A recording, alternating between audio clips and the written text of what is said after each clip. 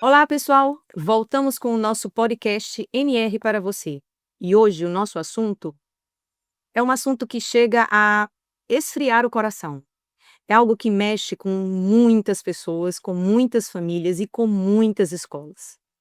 Estou me referindo ao bullying, prática que hoje torna-se comum e, na minha concepção, que palavra ousada, comum a uma realidade de vida. Vamos conversar sobre isso hoje. E para me ajudar nesse debate necessário e importante, eu tenho 3 pessoas maravilhosas aqui ao meu lado. Hoje a mesa está pesada, hoje a mesa está completa. Temos o nosso psicólogo, Hilton Gomes, psicólogo e conhecido por todos como o educador das emoções. Estou certa, Randers? Isso mesmo, professora. Temos o representante dos pais aqui, um homem que nós temos um carinho enorme, uma admiração maior ainda, César Neto, representante de pais, pai de aluno NR, um pai exemplar, que também tem uma história para nos contar, que envolve esse tema nada fácil de se falar, não é, César? E vocalista do Sonata, banda que eu sou fã incondicional, que bota a gente para chorar, além de se divertir. E, completando o time da escola, tem o Handerson Leão, coordenador e gestor pedagógico, e que vai aqui nos ajudar com relação a o que fazer e como fazemos e como atuamos dentro da escola. Meninos, sejam bem-vindos. Falar de bullying é falar de uma realidade que não era para ser tida como realidade, né? É um tema que não dava para se entender como comum e fato real, mas infelizmente vivemos esse momento em escolas, porque quando se fala de bullying, imediatamente se remete a contexto formativo, por ser o ponto de encontro de maior número de adolescentes, né, de pessoas em desenvolvimento, embora o bullying não seja uma prática que acometa apenas os adolescentes, as crianças e os adolescentes. Muitos adultos também são acometidos por esse mal. E aí vamos conversar sobre isso. Para começar, o que seria o bullying, Hilton? Bullying, porque às vezes alguns pais, aí voltando para o contexto escolar, tudo é bullying, né. Às vezes uma criança está na fase oral lá, em tenra idade, mordeu um coleguinha, e aí vem a mãe cheia de dor porque a criança foi mordida, isso é um bullying. Espera, isso é uma fase, esse não é o bullying. O que é um bullying? Tá. Olá, pessoal. É um prazer estar aqui com vocês, dividindo essa mesa.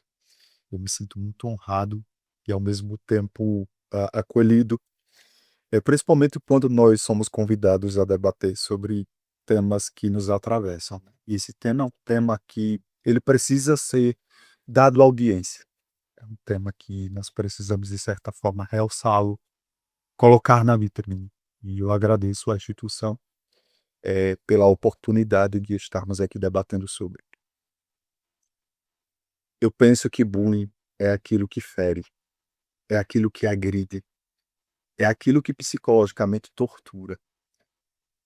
Então, ele se caracteriza com sistemáticos comportamentos, insistentes comportamentos que atravessam o sujeito, sendo projetado ações comportamentais para ao menos.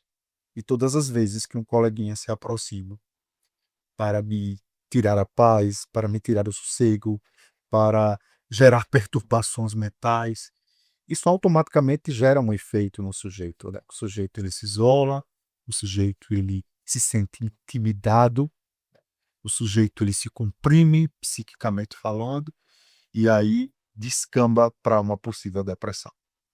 Que aí mexe profundamente em todas as emoções, né.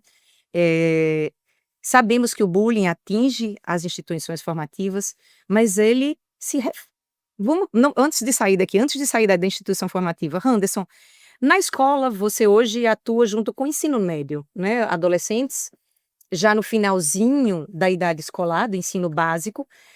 O que a escola se organiza e como a escola percebe a necessidade de trabalhar a prevenção, o combate ao bullying? Perfeito. Gratidão pelo convite, pela oportunidade, me sinto muito feliz. Professor, o ambiente do ensino médio é um ambiente onde os alunos estão ali nesse desenvolvimento, né, da vida adulta, e é um ambiente onde eles desejam fazer parte dos grupos sociais, interagir, e é onde essa percepção do outro fica muito maximizada. E aí a instituição, no NR, é assim que nós caminhamos e trabalhamos, e você que está nos acompanhando, sugerimos que você avance assim dessa forma.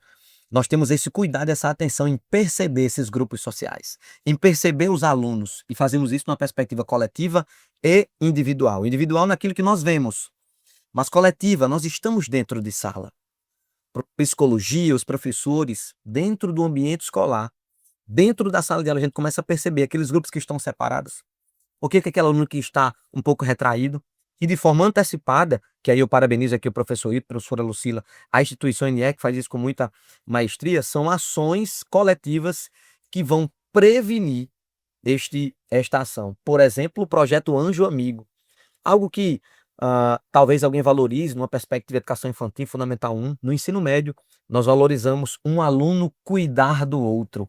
E cuidar numa perspectiva de dizer assim, o outro não diretamente é meu familiar ou tem algum grau de parentesco, mas ele é meu amigo, é meu colega, ele está ao lado. Passamos ali 7, 5 horas, 6 horas. E esse projeto com Anjo Amigo, professora, é maravilhoso. A expectativa dos alunos é chegar na escola e olhar no ambiente, no baú onde está ali a mensagem, e encontrar uma mensagem de acolhimento e um chocolate de uma pessoa cuidando daquela pessoa.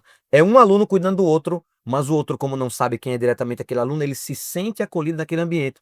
Um adolescente de 15, 16 anos, diariamente recebendo um chocolate. Hoje eu vi, tem até um esmalte, porque o Anjo Amigo ouviu que, eu quero um esmalte, viu? Aí o Anjo Amigo foi lá, botou, aqui é para você se cuidar e tudo, e aquilo cria um clima tão bom, que é uma forma de cuidar. Então hoje, professor, a instituição, ela tem essa atenção para prevenir justamente essas situações. E também operações de intervenção práticas e rápidas para minimizar essas situações. Inclusive as consequências de tudo isso, né, Anderson? E aí, César, do jeito que nós sentimos enquanto escola, você como pai, um pai inclusive que passou por uma história difícil com relação ao bullying, o que você poderia dizer do impacto que essas ações trazem, não só para a escola, para a família? Primeiramente, eu que agradeço aqui a oportunidade, né, de estar falando do assunto. O professor Hilton até perguntou, né, como é que você se sente? Eu me sinto tranquilo. Eu me sinto tranquilo em falar a respeito disso, porque eu acho que é uma missão que Deus me deu. Acho que uma das coisas que mais me fortalece é tentar ajudar alguém que diretamente ou indiretamente esteja precisando desse acolhimento. Claro que eu não me sinto feliz, né, não é uma felicidade em falar do que aconteceu, mas é uma realidade.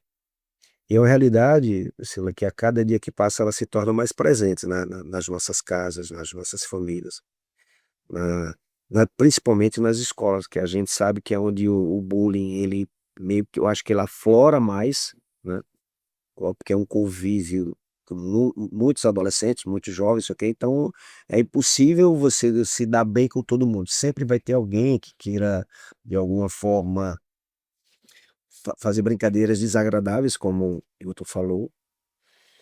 Mas assim, foi um choque muito, muito gigante para todos nós, porque até então eu sou da época que eu mesmo, eu cometi a gafe, né? Se a palavra, não sei nem se a palavra exata é essa, que eu achava que, essa geração é muito Nutella.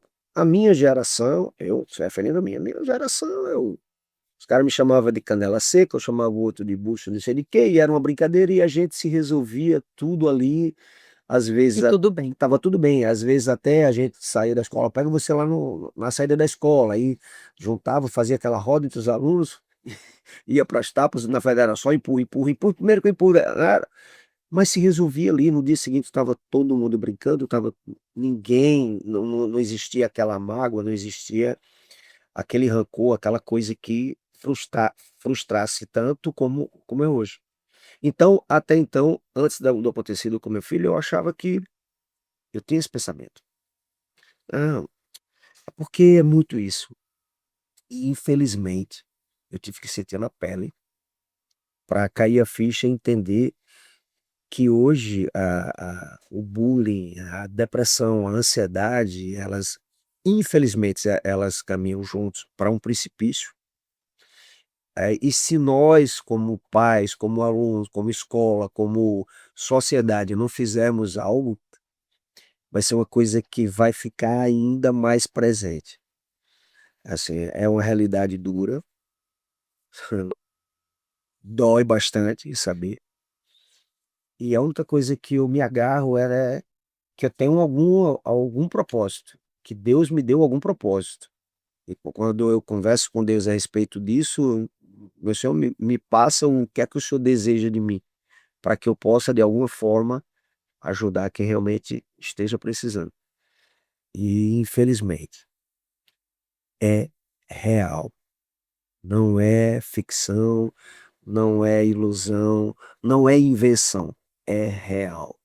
Bullying, o cyberbullying, a depressão, a ansiedade são coisas reais presentes nas nossas casas. Isso. César, você falou aí que, por vezes, você chegou a pensar: "Ah, até taxar é uma sociedade, é uma fase de pessoas Nutelas", É né. isso. Nós sabemos que realmente os nossos adolescentes hoje, eles são mais sensíveis, eles estão mais sensíveis, né. E são emoções que são muito fluidas, eles ora aceitam a brincadeira, porque foi uma brincadeira, e a mesma brincadeira em um outro momento, por uma condição diversa dessa emoção, já não é mais brincadeira, É brincadeira. já foi um Já passa a insulto. ser uma ofensa muito gigante. É. E aí, o nós enquanto escola, aqui no Noel de Ramalho, a gente traz muito a família para esse seio formativo, para que essas 2 instâncias elas estejam juntas, porque não tem trabalho só de uma. Não tem como. Não tem. Se a escola não conta com o apoio da família, e a família não conta com o apoio da escola, como combater isso? Porque às vezes acontece na escola, mas a escola não viu, não percebeu, o aluno não, ele tentou de alguma maneira abafar. Por quê? Porque eu estava até conversando com o Henderson antes de nós entrarmos e eu disse: "Nossa, Henderson", eu estava olhando para o corredor e vendo a movimentação dos alunos e um bate no outro, eu disse: "Henderson de Deus, é difícil estar na escola hoje, é difícil ser aluno hoje, porque se Hilton me oriente, se é da educação atual, não sei o que que há, mas as relações elas estão diferentes e as reações ainda mais, né. Estamos falando do bullying e com certeza o bullying traz todo um adoecimento emocional dessas pessoas, desses indivíduos, que aí lá vem depressão, ansiedade, bipolaridade e, meu Jesus, não tem freio, né, não tem freio. E que muitas vezes resulta numa parte final que é a mais dramática, é a mais drástica de todas, né, que é o suicídio. É, que no final é uma f eu não sei nem, quando eu paro para pensar Uma sobre fuga. suicídio, eu penso: "Jesus, deve ser uma força muito grande, mas uma força para tirar aquela pessoa dessa dor". Então ele se fortalece de um jeito que vai lá e diz: "Chega". Mas não era para se chegar nesse nível, né. E o que fazer? Porque eu sei que existem, tipos de bullying, o bullying físico, o bullying emocional, o cyberbullying, que esse fica mais abstrato para nós de escola, e que a gente precisa muito mais do apoio da família, porque vai lá agora com a proibição dos eletros dentro da, eita, eletros não, né, dos eletrônicos, nem todos os eletrônicos. Na escola, fica mais difícil ainda para o nosso contexto. Professora, e antes de Hilton responder a pergunta da professora, eu queria aqui também, né, você pai que está nos acompanhando, pai, o César que está aqui, nós precisamos compreender que existe sim um conflito de gerações. E aí, né, eu que faço parte dessa geração Z, essa geração de transição, se nós não entendermos que há uma necessidade de compreender as gerações, nós vamos nos frustrar. Com certeza. Porque são formações, são momentos diferentes. Alguém já diz assim: "Não, é o filho do mesmo pai, da mesma mãe". É não. Quando você tem um filho com uma idade, você não é a mesma pessoa. O outro, quando é mais velho, você é outra pessoa. Você cresceu, você desenvolveu, você tem uma visão de mundo. Então, pai, mãe, como disse o César, que abriu o seu coração, nós precisamos entender que o que nós vivemos na nossa geração é diferente. Totalmente diferente. E- E isso, infelizmente, eu precisei sentir na pele para entender, para cair a ficha assim, caramba, tudo mudou. E tava assim, a mudança tava na cara, pelo menos na minha cara e na cara de todo mundo, e eu acho que eu não queria aceitar essa mudança, eu achava que era natural. Perfeito. E o olhar para essa geração, Wilton, que deu a fala aqui, né? É importante, pai, que você estude mesmo, né? Por exemplo, meu filho tem 3 aninhos, geração alfa, e o crescimento dele vai ser diferente. Então eu busco, né? A instituição aqui tem essa atenção de dizer assim, como é que essa geração funciona, né? Por exemplo, o espaço para comunicação verbal é provocado, mas a gente sabe que a reação dessa geração não é tão expressiva, mas no digital é muito expressiva. Então nós buscamos caminhos para isso. Com que objetivo? Alcançar, entender, envolver e ajudar na perspectiva da geração. Se Se existe, fazer presente como é possível, né? Porque nos colocarmos, se o né? método antigo não Não funcionou, funciona, nós perfeito. temos que mudar a rota. E aí tem um Certeza. sociólogo que fala dessa sociedade líquida, né? O Bauman ali. Nós precisamos entender que, de fato, as coisas são feitas para não durar. Mas enquanto instituição, que temos aqui um ambiente onde passamos mais tempo com os alunos do que eles passam em casa, como fazer que as coisas importantes durem? Então essa é a nossa missão, de olhar para esse ambiente e dizer assim, bom, a sociedade ela pensa dessa forma, existe uma liquidez nessas relações, mas nós precisamos intervir. Onde nós entramos? A nossa responsabilidade. Então, pai, pense nessa perspectiva de entender a geração, não é somente de se adaptar, entendendo, dizer assim, não é a geração, tá tudo bem. Mas como você pode colaborar de forma direta. É. Principalmente. Que aí isso entra a questão do respeito, né, Anderson? Porque assim, eu trago as minhas experiências de vida e nelas eu me pauto para educar. Perfeito. Mas nem sempre serão elas os meus referenciais. Eu preciso entender onde estou hoje, com quem estou, Você precisa achar um caminho até mesmo para que o porque a minha vivência talvez não ajude. total. Você precisa achar um caminho, uma maneira de deixar, de educar, né, de acolher, mas sem sem invadir, Sem sem sufocar. se focar, sem pressionar, sem deixar o adolescente ou a criança, tipo assim, e agora o que é que eu vou fazer? Eu acho que esse é o ponto principal, é você passar a estudar e a entender o seu filho ou a sua filha. Até Um porque acolhimento e assim, meu Deus, espera aí, se eu for dessa forma radical aqui, a reação vai ser a famosa ação-reação. Então, como eu posso fazer? E, por exemplo, hoje eu tenho uma filha que vai fazer 8 anos e a minha esposa, a mãe dela, fica o tempo todo: olha, isso aqui você não foi legal falando desse jeito. Aí eu, é mesmo, aí eu chamo ela, minha filha, me desculpa, papai foi. Então, assim, fica eu meio que monitorando a minha esposa e ela me monitorando para que a gente saiba da maneira mais eficaz de chegar aos nossos filhos. Não quer dizer, viu, pai e mãe, não quer dizer que é para deixar o filho ou a filha fazer Sim. tudo o que quer, não é isso. que é pior. A gente não está aqui para dizer assim, não, larga aí, solta aí o freio e vamos embora. Não, não é isso. Mas é tentar achar um caminho, um atalho para que mais pais e mais mães não sofram, o que infelizmente a cada dia que passa se torna mais real. E você estava falando nisso, César, e até lhe peço desculpas, mas vou tocar. Enquanto pai, depois de passar por essa experiência tão dolorosa, quer queira, quer não queira, cai uma culpa, não cai? A pessoa fica Certeza. tentando achar onde eu falhei, onde eu falhei. Acho que aí esse seu movimento com a sua esposa deve triplicar, porque eu já tenho isso com meu esposo, tenho certeza que todos aqui fazem isso. Eita, errei a mão, não fiz nada e fiz demais. A gente sempre fica nesse Certeza. jogo, né? Me oriente, você que ouviu.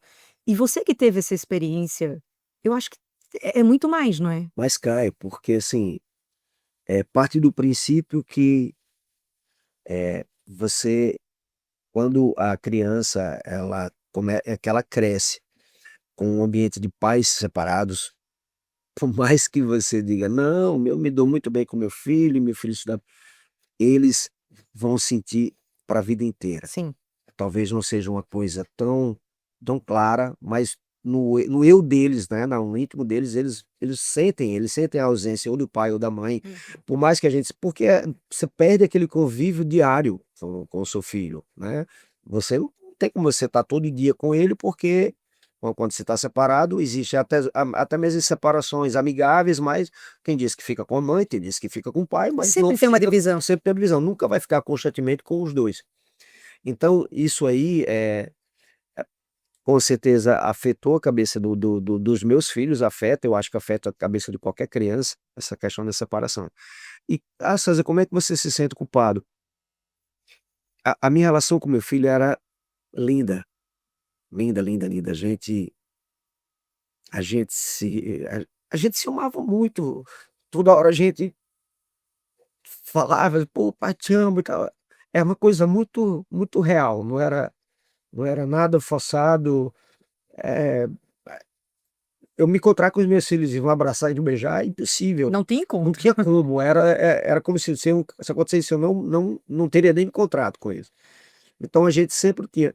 E quando aconteceu o que aconteceu com ele, do vídeo que ele postou na internet e tal, e que os haters, né, os famosos advogados da internet, que não tem cara, não tem hoje, você não sabe de onde vem. Isso é outra coisa que eu acho que a gente tem que bater aqui e falar. Aí Camila disse, amor, dá um pulinho lá. Vai, Lucas, vai lá, isso aí que ele tá fazendo. Aí a tia pegou, recolheu o telefone dele, não é legal. Eu disse, não, eu vou lá, vou conversar com ele, saber o que é que foi que eu. E aí tive uma visita técnica trabalho com evento, tive visita técnica, e essa visita terminou muito tarde. Aí eu disse, não, amanhã eu vou lá, amanhã eu converso com ele, vou tomar um café com ele, sabe o que foi que houve? Não deu tempo, Não deu amanhã, não chegou amanhã. não cheguei. Então isso aí me corrói, mas tem um outro detalhe que eu procuro achar, Lucila, que é aquela que eu disse no começo, tem que ter um para quê, tem que ter um porquê, por que aconteceu isso? Eu nunca cheguei para dizer, mas Senhor Jesus, por que comigo? Sim. Mas eu falo, por que aconteceu? Eu preciso que o Senhor me dê algum sinal, alguma orientação. Olha, isso aconteceu, claro, mas vá por esse caminho. Quando eu falei com vocês em relação ao que o meu filho mais velho tinha dito a frase, porque nós idealizamos um instituto, até então nós pensávamos em fazer algo que a gente pudesse ajudar alguns jovens, e o meu filho mais velho disse, pai, se a gente conseguir salvar um menino, a gente já empatou. Que lindo. Se a gente conseguir salvar dois, a gente já tá no lucro. Então, a gente, eu sei que a gente tem alguma coisa para fazer. A gente tem que fazer. Não adianta só ficar só conversando, porque a cada dia que passa o índice está maior. A cada dia que passa a depressão entre os adolescentes está maior. Eu vi essa semana uma criança, um adolescente de 14 anos. Isso são coisas que chegam ao nosso conhecimento. E os que a E gente os que a gente não sabe, é verdade. Então, assim, não, eu me sinto, eu fui ausente na vida do meu filho por esse motivo. Então é por isso que hoje eu procuro, sei lá, estar o mais próximo possível da minha filha. Porque hoje ela vai fazer 8 anos. Como é que vai estar esse mundo, Ito, daqui a 6, 7 anos? Se nós não fizermos algo. O nosso mundo está doente. Só não vê quem não quer ver. E assim, eu clamo, eu chamo as autoridades, os políticos, que procurem fazer algo, né? Porque quantos Lucas mais serão necessários perder a vida para que a sociedade acorde? Então é quando eu venho participar de podcast ou de palestra, de entrevista, eu faço questão de dizer isso, e quem quiser achar ruim, que ache, mas se você está achando ruim é porque você não sente a dor que eu sinto. Você não tem uma ferida que jamais será fechada. Então, se a sociedade, se os políticos não levantarem essa bandeira de tentar, pelo menos tentar fazer alguma coisa, nós iremos perder os nossos filhos. O mundo está doente, gente. É.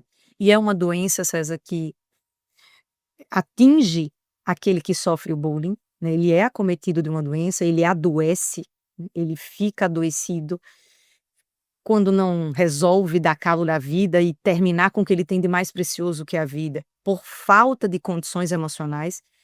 Mas quem também faz o bullying é adoecido, Eu também né? acredito nisso. É adoecido. E a gente vê os índices aí de adolescentes que cometeram e que insistem, né, permanecer nesse comportamento doentio, e quando ele entra na vida adulta, quem são eles, Ah, né? Quem são eles? Para que lado que eles lado foram? e para que lado eles irão caminhar, né? Isso. E a gente já colhe isso na escola. Como nós acompanhamos muitos dos nossos alunos dentro da escola e pela nossa relação muito próxima com as famílias, porque acaba sendo uma relação muito próxima, a gente vai acompanhando depois, né? E quantos? A gente para aqui, cruza o braço e diz assim: poxa, com quem fez, com quem era aquele que fazia, que machucava, que não parava, e aí muitas vezes os pais do que acomete, dos que fazem, né, dos que provocam, dizem assim: "Ah, mas é porque esses meninos de hoje estão muito sensíveis. O meu filho fez uma brincadeira, a minha filha fez uma brincadeira, ah, meu Deus, quanta sensibilidade". E aí lá na frente a gente vê perdendo este filho e por vezes dá vontade de chacoalhar assim, dizer: "Tá vendo aí, quando a gente chamou 1, 2, 10, 20 vezes Ou seja, para o te chamar pai para sua pai responsabilidade, e a mãe né, teve a oportunidade de tentar fazer algo e meio que não quis enxergar". Isso é interessante, esse comentário aqui, porque o sujeito, quando ele se comporta, quando ele reage, quando ele sente a vida, né, nessa fase de desenvolvimento, mais precisamente os alunos da primeira série até a terceira, eles estão numa experiência. Então, se aquela experiência que foi produzida trouxe um reforço positivo para ele, e ele sabe que o que ele produziu foi negativo, ele vai ler que deu certo. Então ele vai continuar fazendo. E nós precisamos combater isso. Nós precisamos chegar em cima dessas pessoas que provocam dores nessas certeza. pessoas. E acho que o principal sintoma da atualidade de um sujeito que sofre o bullying, que é vítima do bullying, é a reativa do emudecimento. Eles emudecem, eles silenciam, eles se calam. Olhando para você aqui, Acho que essa aí é você. forma de proteção, né, Sim, isso. É. Se protegendo exato. mesmo. Veja, quando eu perco as forças, o primeiro sintoma é o silenciar. Eu me calo. Eu não tenho mais força para debater, para oralizar, para expressar do que penso, do que sinto. Então entro num processo de emudecimento. E aí é quando os pais precisam chegar. Porque quando vamos acessar a bibliografia, a literatura da psicanálise, da psicologia sistêmica, se fala que a força do seu filho, ela é projetada, ela é levantada, ela é despertada, ela é despulgada na sua presença. Então, quando vamos acessar a psicanálise, se mostra categoricamente através do Lacan que a sua força para ser conduzida nessa existência diz da presença dos seus pais. É tanto que quando nós estamos em aflição, nós chamamos por quem? É interessante que hoje pela manhã minha mãe me liga e diz assim: seu pai teve um sonho ontem e foi um pesadelo. E ele dizia assim: mamãe, mamãe, a minha vovó já faleceu há 20 anos. E ele chamava ainda pela mamãe dele. Perceba que não há ninguém aqui, neste terreno, nessa superfície, nesta civilização, como dizia Freud, mais forte do que a força de um pai e de uma mãe. A escola Eu acho que força. principalmente o da mãe. Eu acho que a mãe eu ainda acho mais. Eu sempre falo com minha esposa ali, que às vezes a gente brinca só, e diz assim: ah, mas você, minha filha, você ama mais papai ou mamãe? Aí ela olha assim: mamãe, eu digo, tem que amar mais mamãe dele. Que bom. É, Porque eu escuto diferente aqui na escola. Aí eu escuto diferente aqui na escola. Mas Já diz assim: "Não, eu tem que amar trago, mais papai". eu trago uma reflexão, eu trago essa díade, eu trago essa reflexão para os dois. Eu penso categoricamente, eu penso firmemente, eu penso de forma aprofundada que essa conexão precisa ser dada de forma mútua. É pai e mãe, é os dois. Não tem mais nem menos, não é? Não, não tem, porque quando você chegou aqui, você foi confeccionado, o seu corpo que se apresenta aqui, Lucila Ramalho.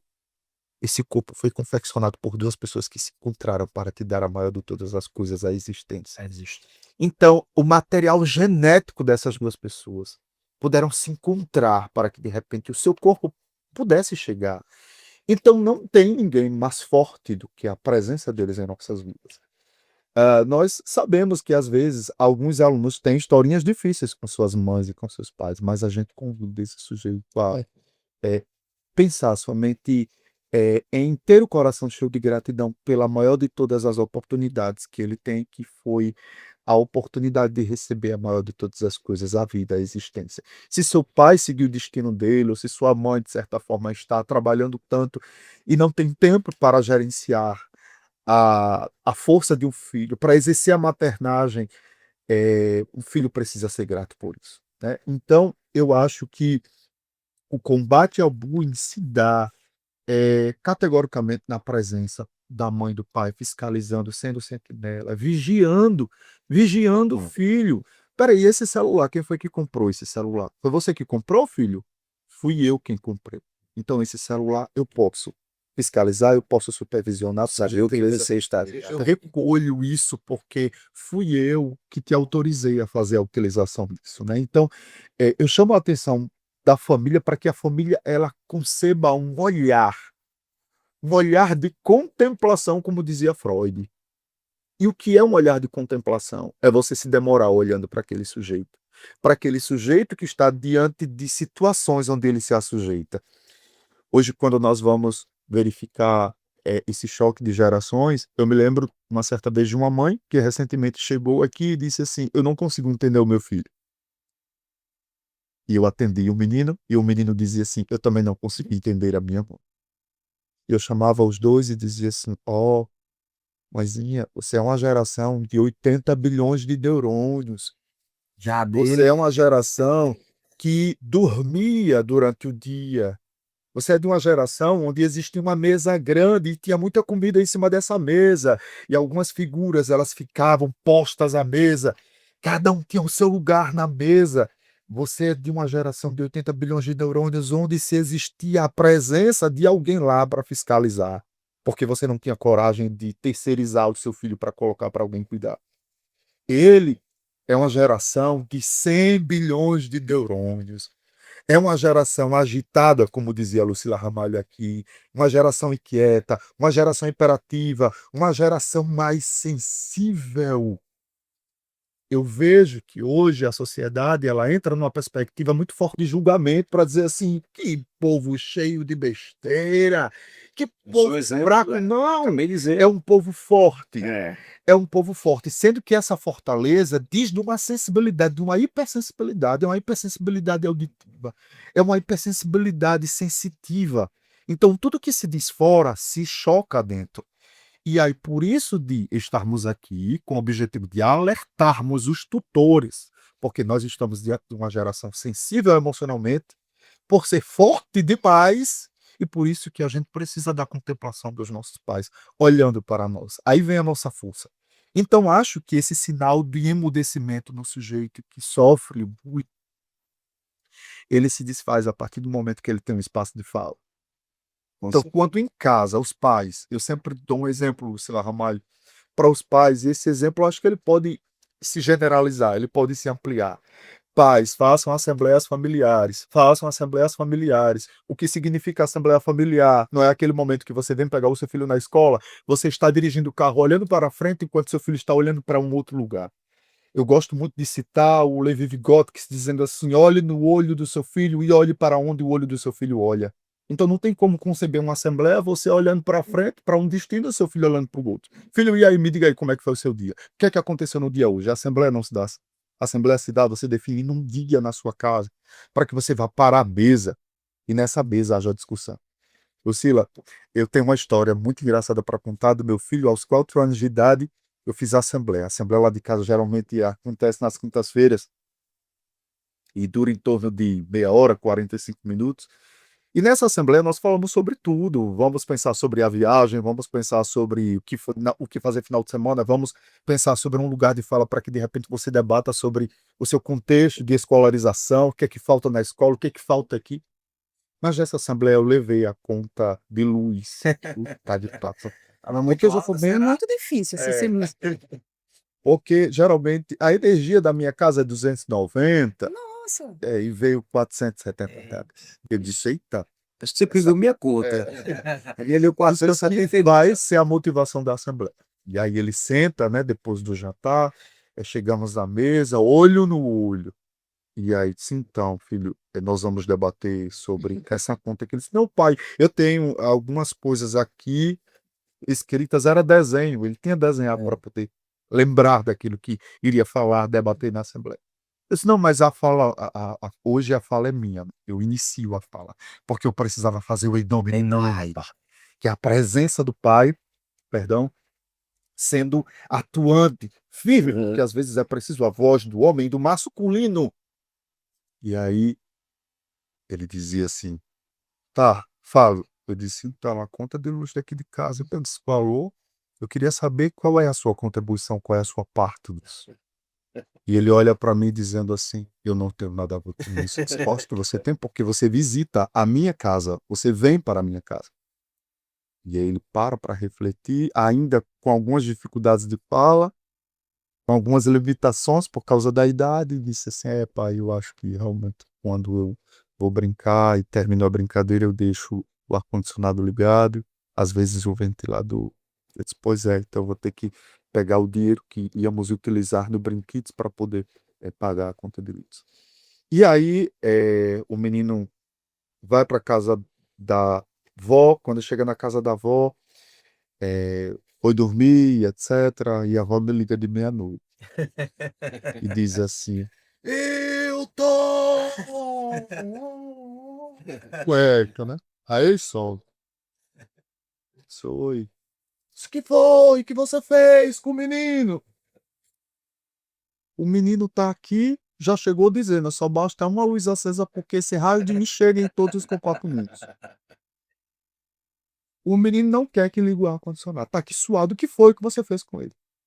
Então, foi o tema da Assembleia hoje, que foi bastante relevante, enfim, trouxe ele para esse estado de consciência. Então, é na Assembleia Familiar que existem esses espaços de fala, Eu gostei dessa ideia. né? E quando Vou dizer que eu fiquei arrasada.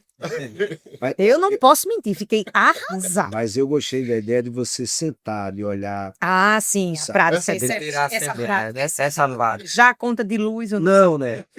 Saber essa parte aí por faz. Eu gostei dessa ideia. interessante porque ali é você bom. dá espaço. Uma conexão. Você- Você cria uma conexão. Você abre, você faz um gap nessa relação para que esse sujeito ele mostre a vulnerabilidade dele, porque o grande ponto da sociedade atual, e é uma questão contemporânea, é que nós estamos tendo dificuldade de mostrar a nossa vulnerabilidade, e é a nossa parte mais bonita, é dizer assim, olha, eu estou sofrendo na relação com alguém, eu gostaria que você me ajudasse. Ponto. Mas só para finalizar, aqui nós temos uma lei, e não é a lei baseada somente na 14.811/2024, que é a lei de combate ao bullying na escola.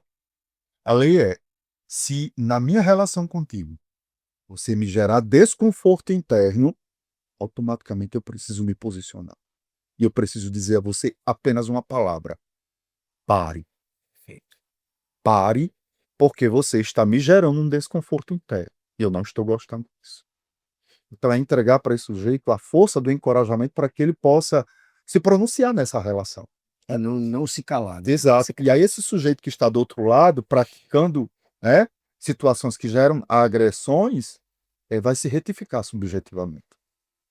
Então, se esse outro não parar, aí você vai procurar Anderson, Alguém vai procurar parar aí. Sila, você vai procurar o professor, você vai procurar o serviço de psicologia.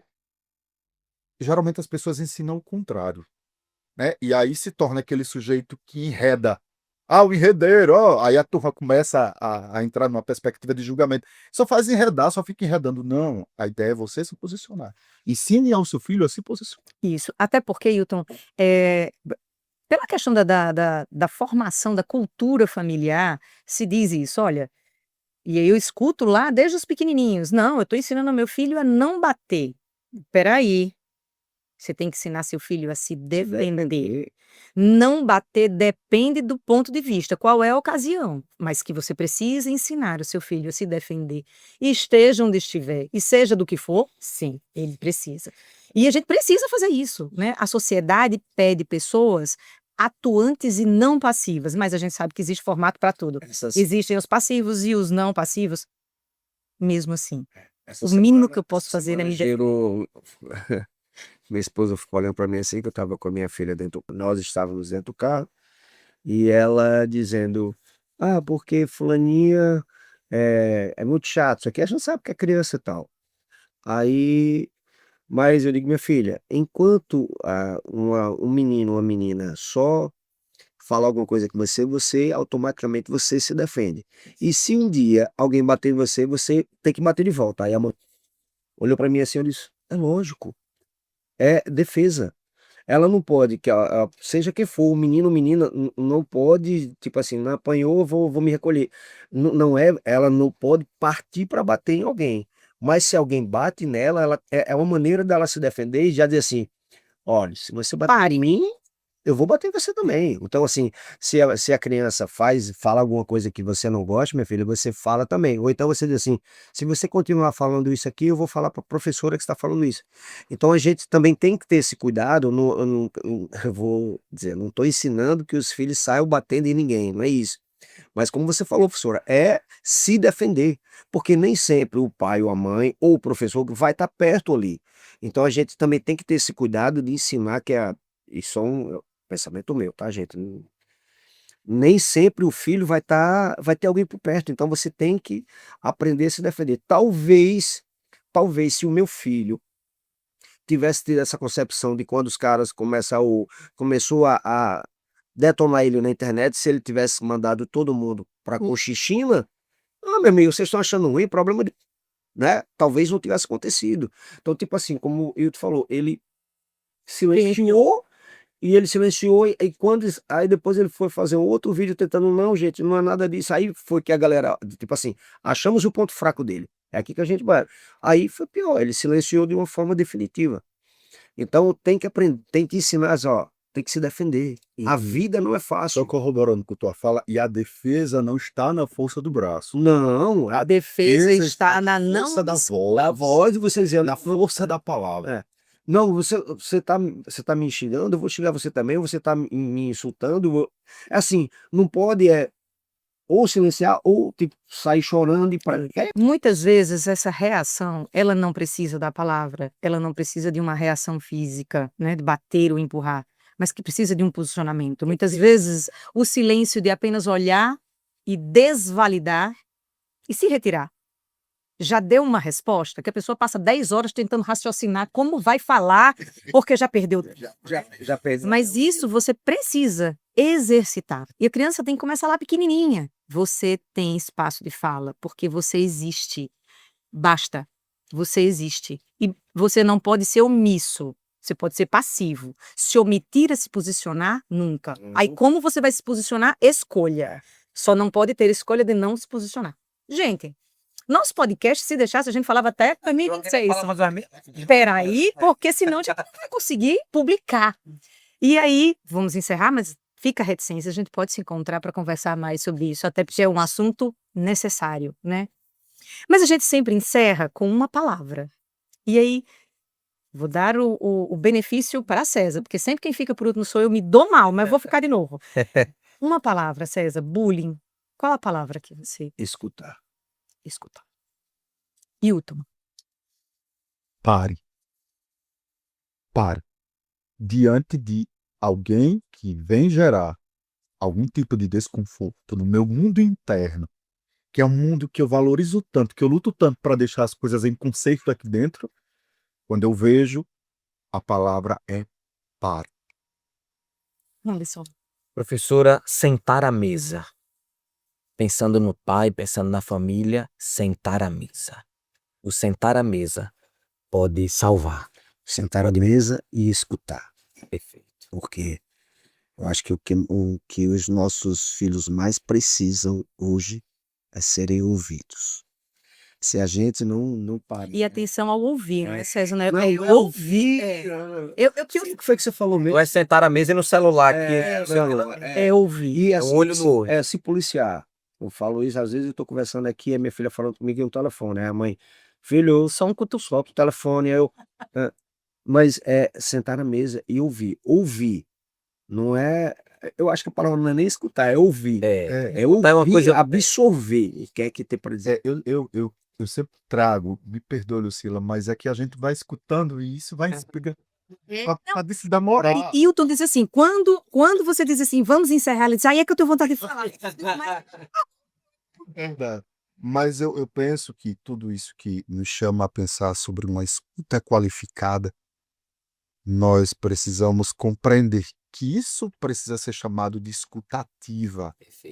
Eu preciso ativar uma escuta Isso. sensível e aprofundada. As demandas de qualidade, né? De qualidade. Eu acho que essa escuta, ela, para finalizar, ela tem que entrar no ouvido e coração, para que você entenda realmente ali feito. Não é só ouvir, porque quando você vem para o coração, você guarda aquilo ali. Algo, quando vem, principalmente quando é uma coisa boa, você tem que ouvir, tá no coração, não é? Se ouviu, aí, se você não pegar com amor o que o seu filho está dizendo, os problemas que ele está expondo ali, e você não guardar e não tentar de alguma forma entender aquilo ali, quando você acordar, vai ser tarde. Bullying, para mim, no mínimo, é inadmissível. Inadmissível, porque se nós temos um único bem que foi dos dados, que se chama vida, ninguém tem o direito de tirá-lo. E o bullying muitas vezes traz essa sensação, essa emoção de querer terminar com algo que tem tanto a ser feito, né? Então, assim, inadmissível, impossível se fazer presente, impossível se tornar omisso diante de uma realidade tão gritante que é de duas grandes instâncias: escola e família. E precisamos estar juntos para isso. Então, Perfeito. obrigada, meninos. Muito obrigada por estar conosco. Eu sou Lucila Ramalho. Tchau, tchau.